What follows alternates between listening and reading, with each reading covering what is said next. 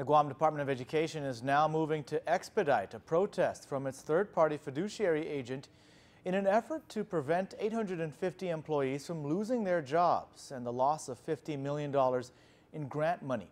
PNC's Tim Blas-McHenry has a story. The protest was filed by Alvarez and Marcel on August 19th, but GDOE yesterday filed a motion to expedite the appeal process to avoid a worst-case scenario that apparently involves the potential loss of $50 million in U.S. DOE money and more than 850 jobs that are funded by U.S. DOE.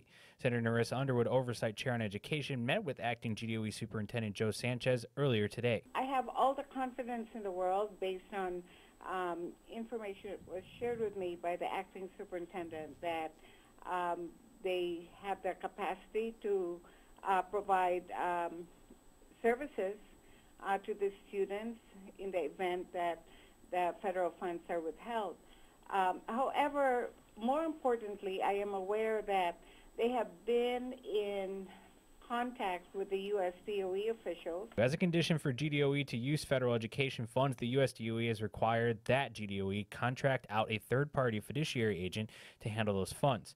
If the protest is not completed by the end of the contract in October, the U.S. DOE has told GDOE that they will not authorize any funding. This could mean the loss of teacher assistants, special education jobs, and consolidated grants.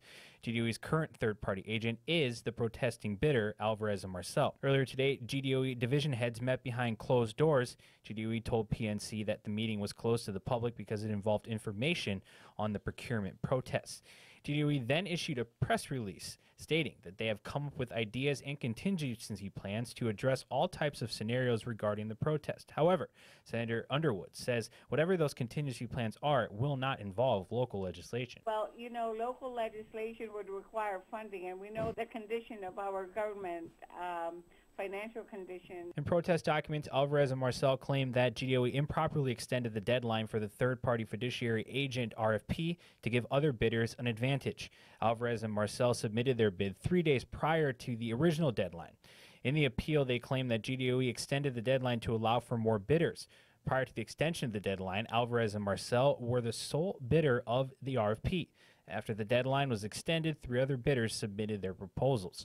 Alvarez and Marcel were apparently notified by GDOE then that they were the second-ranked bidder, losing the top spot. For PNC News, I'm Tim Blas-McHenry.